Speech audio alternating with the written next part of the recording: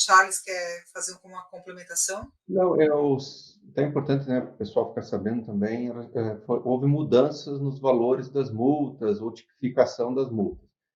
Se pudesse falar sobre isso e também onde a gente encontraria, acho que esses valores estão no decreto, está no decreto, não está em IN, né?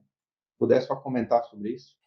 Os valores e e os parâmetros que utilizam para fazer a definição das multas está na lei, tá? Na lei 16.157. O que o decreto traz a forma de cálculo disso, mas os valores e os parâmetros que vão ser utilizados estão na lei. E o decreto ele só traz a fórmula, o método de como implementar esses valores, tá? E cabe recurso para qualquer tipo de multa? Não só qualquer multa, né? Qualquer sanção administrativa nossa cabe recurso. Qualquer tipo, qualquer um. E ele vai ser avaliado pelo bombeiro local? Sim, a não ser que tem aqueles casos específicos lá que é uma multa de grande e tudo mais, vai para o recurso extraordinário, onde chega aqui para a DSI, no caso de recursos extraordinários. Caso contrário, são analisados localmente. Só lembrando que teve uma atualização, né, que faz parte do Descomplica, de algumas penalidades, elas foram reclassificadas. De gravíssima ficou média, outra de grave ficou média, e assim por diante. Mas isso tudo pode ser verificado na atualização do decreto, está previsto lá já bem certinho qual foi essa mudança, né?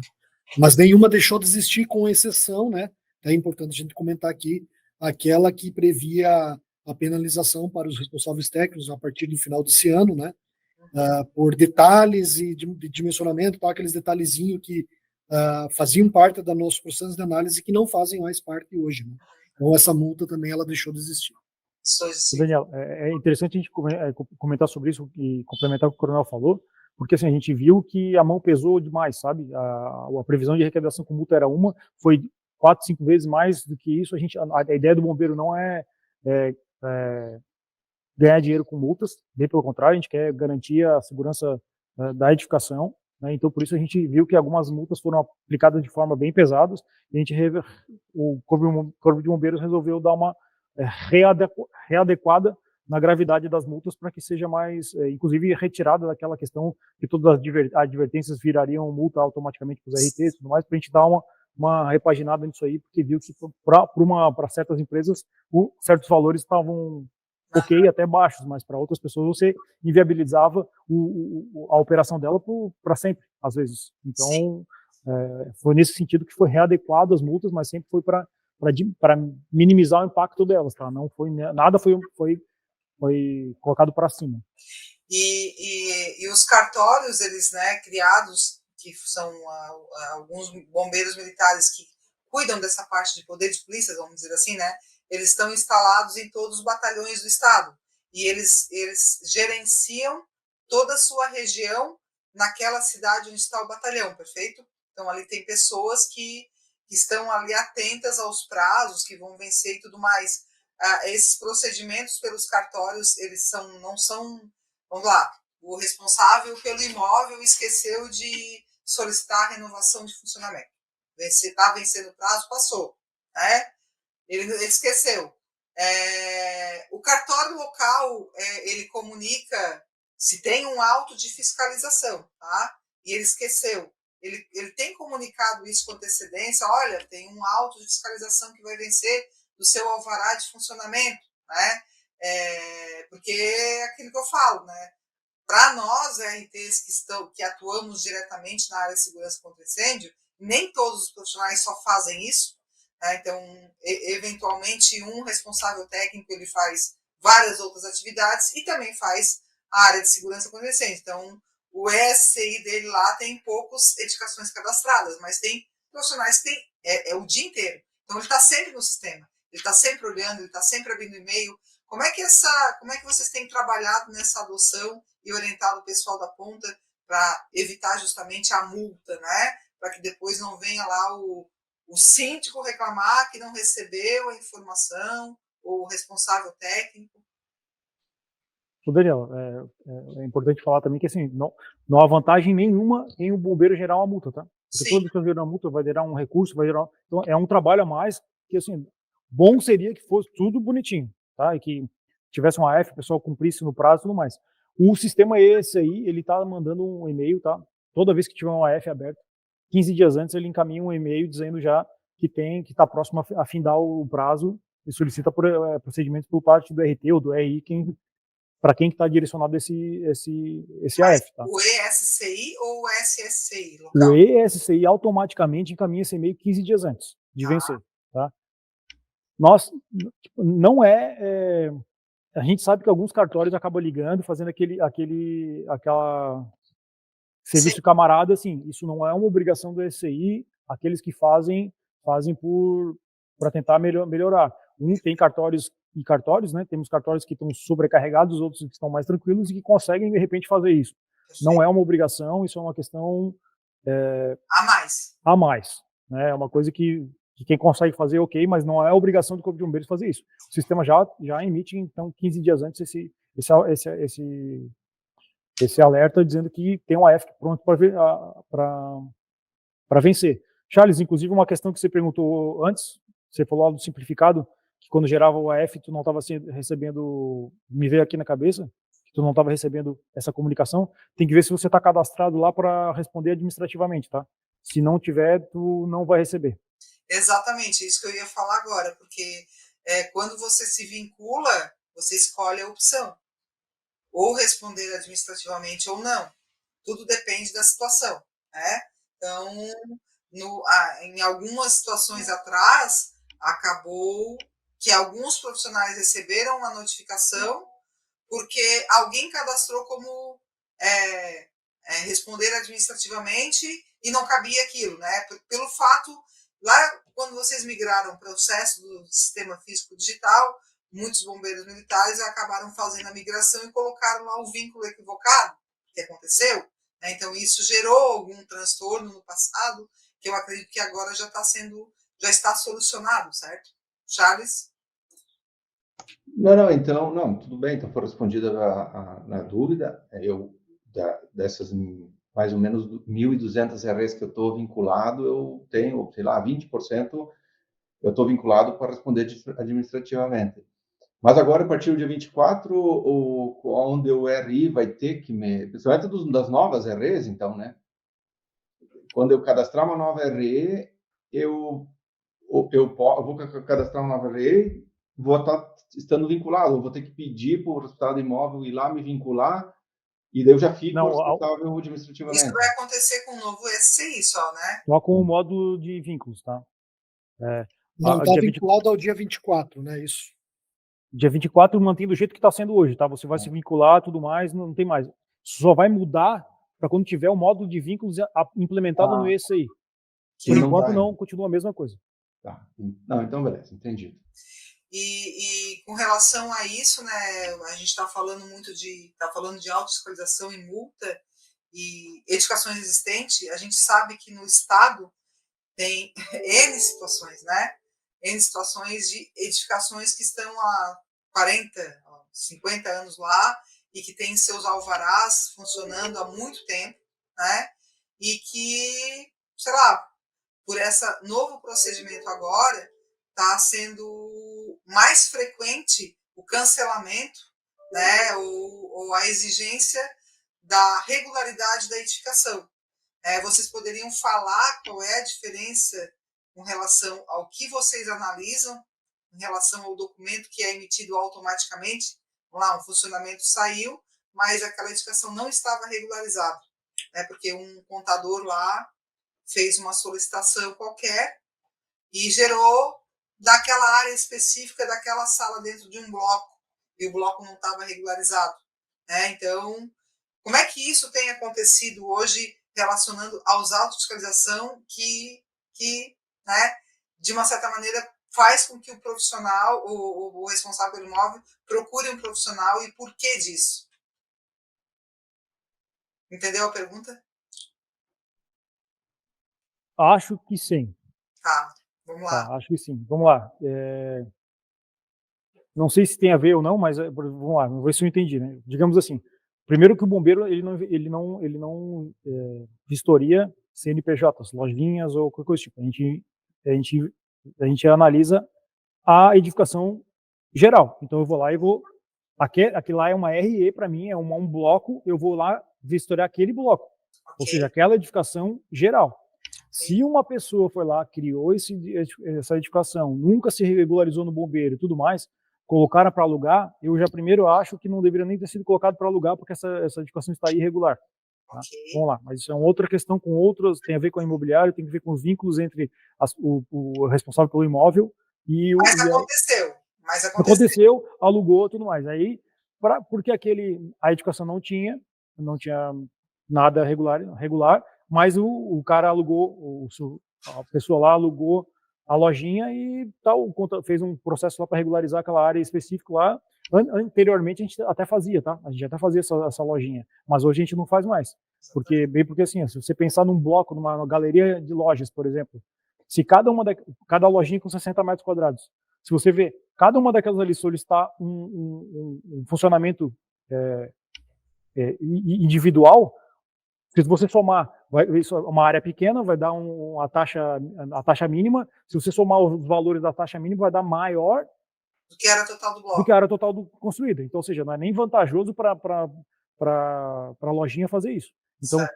Teoricamente, o correto seria, arruma todo o bloco primeiro, o responsável pelo imóvel valida todo o bloco, e aí a hora que fizer o bloco, automaticamente valida o funcionamento da lojinha automático. Então porque, como eu falei, nós, Corpo de Bombeiros, vistoriamos a edificação e não o CNPJ específico daquela lojinha específica lá no canto. Perfeito. E aí a notificação vai para o responsável do imóvel. Então, se esse imóvel está irregular e não tem nada cadastrado, o primeiro AF vai para o responsável do imóvel. A partir do momento que ele cadastra um RT e o RT começa a tramitar os processos, aí passa o RT. Perfeito. Oscar levantou a mão. Isso, complementando ali, Daniela, a gente tem diversas situações, tá? Eu só não sei como é que anda ali as alterações no SI para que ele não permita esse tipo de situação, mas ela ocorre, não sei se ela tem tendências a continuar ocorrendo, se vai ter uma forma de impedir isso no sistema. Tá?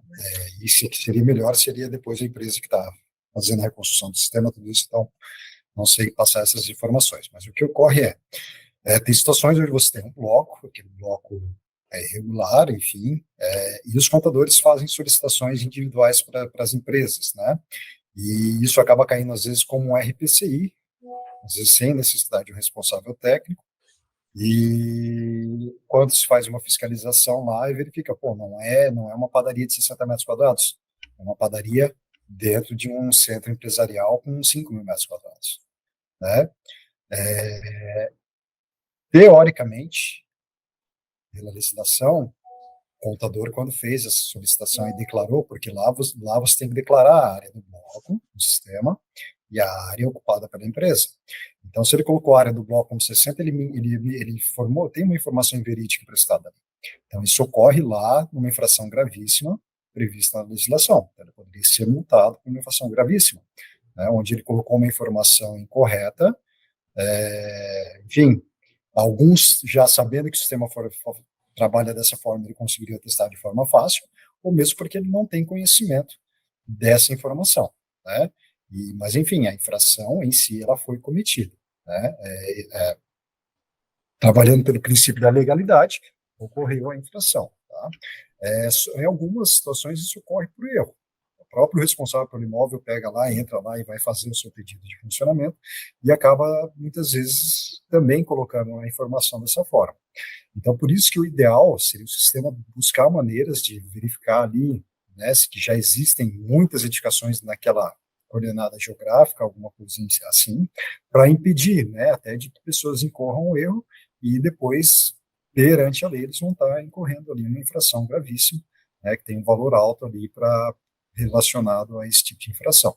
Mas, infelizmente, isso ocorre, ainda vem ocorrendo, que é essa possibilidade de cadastrar ali áreas, né, que não correspondem ali à sua realidade, mas que, como o sistema não consegue avaliar que existe uma área maior lá, acabam conseguindo de forma individual ali, como se fossem vários blocos, várias edificações pequenas, mas que na verdade é algo grande. Perfeito. Mas isso tem que ser tratado de forma tranquila, acredito, quando acontece casos específicos desse, para se ajustar e para evitar que ali incida ali uma multa, alguma coisa que não foi uma falha, foi uma falha intencional, vamos dizer assim, né? Então, pela até falta de conhecimento. Eu não sei se o Charles quer colocar mais alguma coisa, ou o Lucas, com relação a essa questão de autofiscalização. É que eu sei que são muitas dúvidas, né?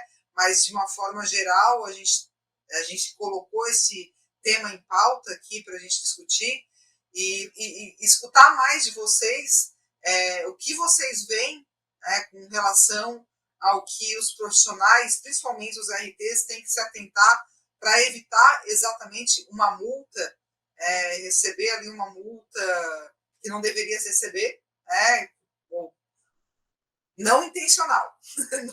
Não vou entrar aqui na questão do responsável que provocou porque pensou e quis, entendeu? A maioria dos profissionais, né, estão preocupados com a segurança contra incêndio e querem fazer o correto, mas certos procedimentos às vezes levam eles intencionalmente a fazer uma coisa errada. Então, de que forma que vocês poderiam melhorar aqui o entendimento de vocês nesta visão para quem vai aqui escutar essa nossa conversa, nossa reunião?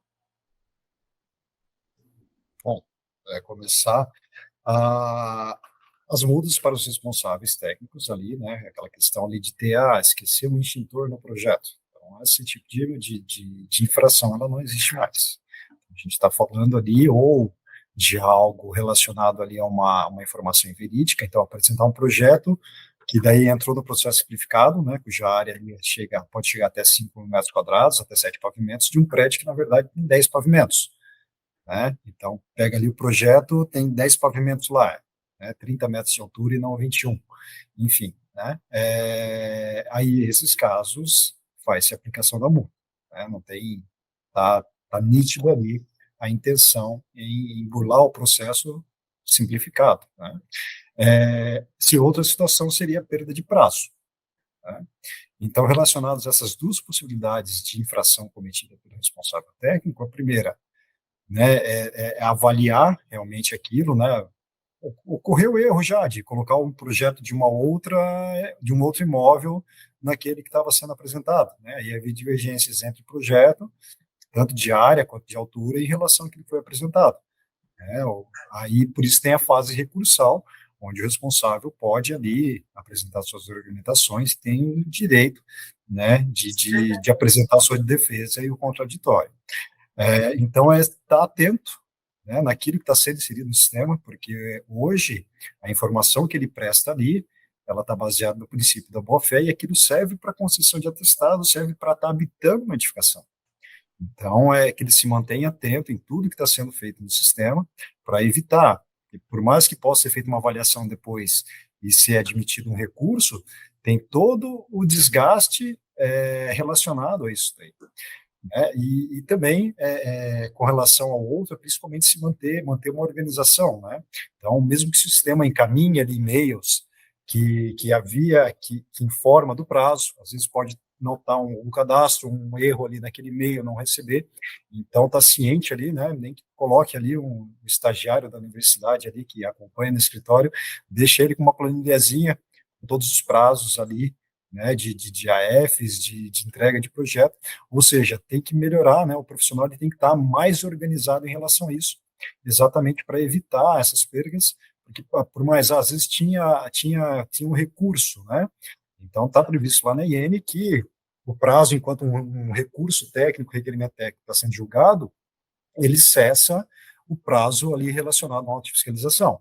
Mas o engenheiro tem que requerer essa prorrogação baseada nisso, ou então, quando o militar lá, a autoridade bombeiro militar, o oficial responsável pela aplicação do poder de polícia naquele município, ele considerar aquilo lá para aplicação da multa, mas às vezes ele pode também não visualizar, e aquela multa vai ser aplicada.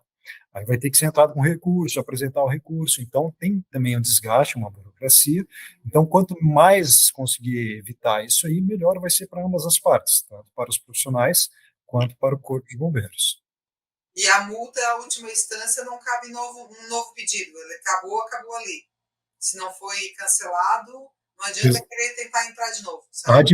Administrativamente não, né? Então ali a questão da sanção administrativa, ela tem ali a questão da ampla defesa e do contraditório previsto na Constituição Federal, e ele é exercido de acordo com o previsto na lei. Então, para algumas multas você tem ali 2 instâncias recursais, para outras mais leves é apenas uma instância recursal. Né, e é a mesma coisa de multa de trânsito. Né, então, você tem ali a JARE, primeira instância, segunda instância. Né, após negado essas fases administrativas, aí só mesmo aí na esfera judicial para a reversão disso daí. Tá? Bom, eu acho que Charles, Lucas, né, o Douglas está por aí ainda. O Flávio teve que sair, ele tinha um compromisso. Sim, eu estou por aqui ainda.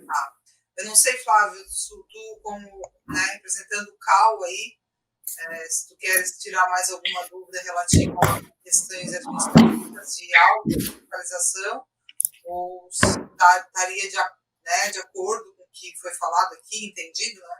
Os profissionais pudessem compreender. Uhum. Eu estou Finalizar aqui a reunião.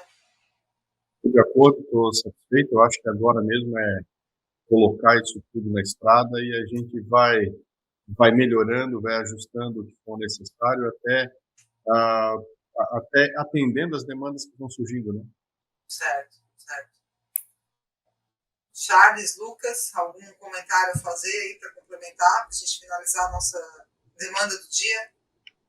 Eu acho que é bem o que o Douglas falou, assim, acho que quando finalmente virar a chave ali, o pessoal começar a utilizar o novo decreto, né, e tanto dos bombeiros quanto da nossa parte, as dúvidas vão começar a surgir, mas pelo tudo que foi falado aqui, tudo que a gente comentou nas nossas reuniões, eu acredito que vai funcionar 100%, né? Eu vou torcer para isso, mas eu acho que as dúvidas, elas vêm quando começar realmente a pôr em prática outras as dúvidas, novidades. Outras dúvidas.